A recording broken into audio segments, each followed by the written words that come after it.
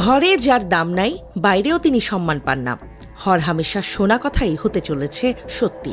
ঘর থেকে তাড়া খেয়ে ঘোড়া রেখে পালানো তাকেও আর কেউ রাখতে চাইছে না।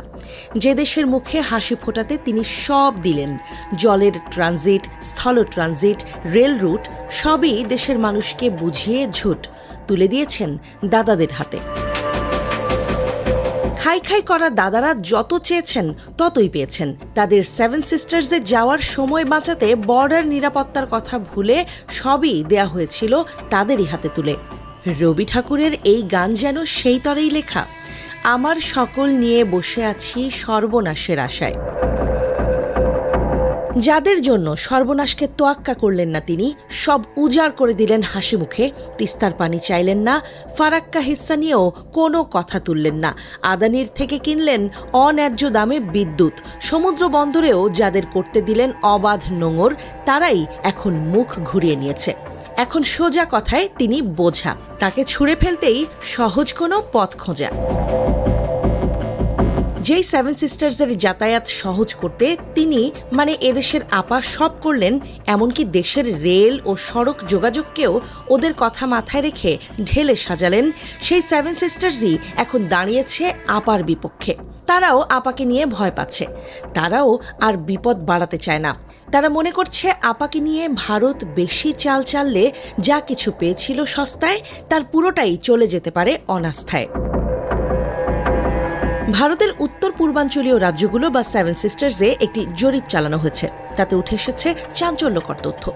নরেন্দ্র মোদীর পরম মিত্র দেশ পলাতক শেখ হাসিনাকে রাখার বিপক্ষে অবস্থান নিয়েছেন তারা শেখ হাসিনাকে আশ্রয় দেওয়ার বিপক্ষে।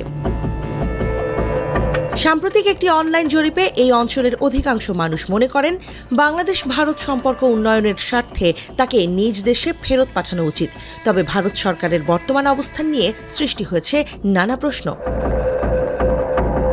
ভারতের শীর্ষস্থানীয় গণমাধ্যম ইন্ডিয়া টুডে NE পরিচালিত mood of the North East শীর্ষক জরিপের ফলাফলে দেখা গেছে, আসাম, মেঘালয়, মণিপুর, ত্রিপুরা সহ উত্তর পূর্বাঞ্চলের অংশগ্রহণকারীদের মধ্যে 55% মনে করেন শেখ হাসিনাকে বাংলাদেশে ফেরত পাঠানো উচিত। ভারতীয় গণমাধ্যমগুলোতেও সেই সাথে ভিন্ন সুর।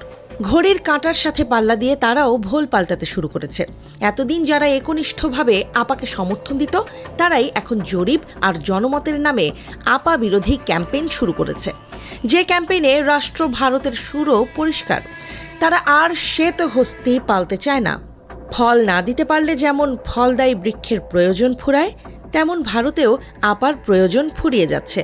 তাই তো তারা নানা বাহানায় জরিপের নাম করে আদতে ঝিকে মেরে বউকেই শেখাচ্ছে। ইশারা ইঙ্গিতে বলে দিচ্ছে, আপনার প্রয়োজন ফুরিয়ে গেছে আপা, এবার আসতে পারেন। সেই প্রক্রিয়ার অংশ হিসেবেই হয়তো আপাকে লাইভে আনা হচ্ছে, যাতে বাংলাদেশ অনবরত চাপ দিতে থাকলে দিল্লি আপাকে সহজেই বলতে পারে, আপনার এই আচরণ কূটনৈতিক শিষ্টাচার বহির্ভূত, আপনাকে রাখাও তাই অসম্ভব হয়ে পড়েছে।